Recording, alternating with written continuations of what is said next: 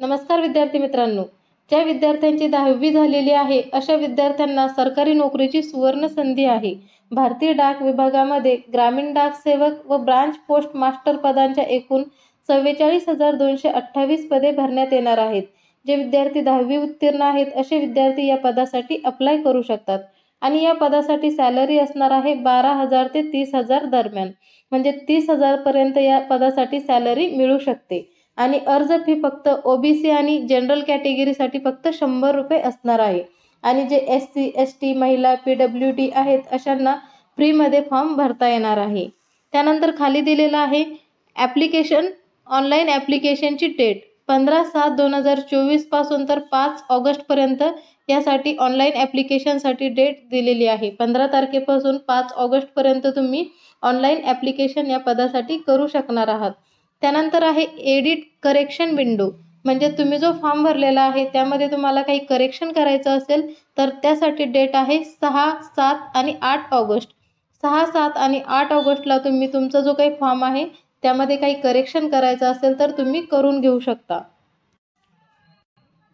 त्यानंतर या ठिकाणी पदानुसार सॅलरी दिलेली आहे। BPM म्हणजेच ब्रांच पोस्ट मास्टर या पदासाठी सॅलरी आहे 12,000 ते 29,380। 12 ते 29,380 पर्यंत ब्रांच पोस्ट मास्टर या पदासाठी सॅलरी असणार आहे।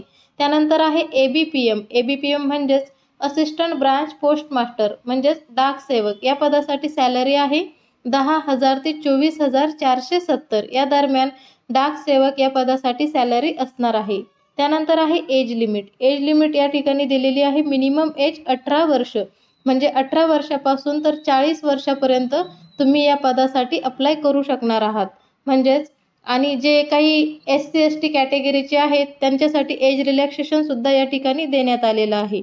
जे SC ST कॅटेगरीचे आहेत त्यांच्यासाठी 5 वर्ष एज रिलॅक्सेशन असणार आहे।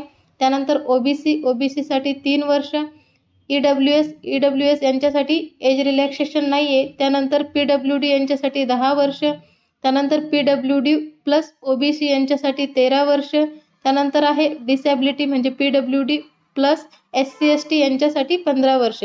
अशा प्रकारे कॅटेगरी वाईज एज रिलॅक्सेशन या ठिकाणी देण्यात आलेलं आहे। त्यानंतर पुढे आहे एज्युकेशनल क्वालिफिकेशन। आपण अगोदरच बघितलं की कोणताही 10वी उत्तीर्ण विद्यार्थी या पदासाठी अप्लाय करू शकतात। त्यानंतर पुढे आहे अदर क्वालिफिकेशन्समध्ये आहे नॉलेज ऑफ कम्प्युटर या पदासाठी कम्प्युटरचं नॉलेज असणं आवश्यक आहे। आणि त्यानंतर आहे नॉलेज ऑफ सायकल सुद्धा तुम्हाला चालवता आली पाहिजे। त्यानंतर पुढे आहे selection criteria, the applicants will be shortlisted for engagement on the basis of a system generated merit list, म्हणजे तुमचे जे काही 10वीचे मार्क्स आहेत त्या 10वीच्या मार्क्सनुसार मेरिट लिस्ट लागणार आहे आणि त्यानुसार या पदासाठी सिलेक्शन होणार आहे। तर अशा प्रकारे भारतीय डाक विभागामध्ये खूप मोठी पदभरती ही होणार आहे। जे विद्यार्थी 10वी उत्तीर्ण आहे आणि ज्यांना सरकारी नोकरी करायची आहे त्यांच्यासाठी सुवर्ण संधी ही असणार आहे।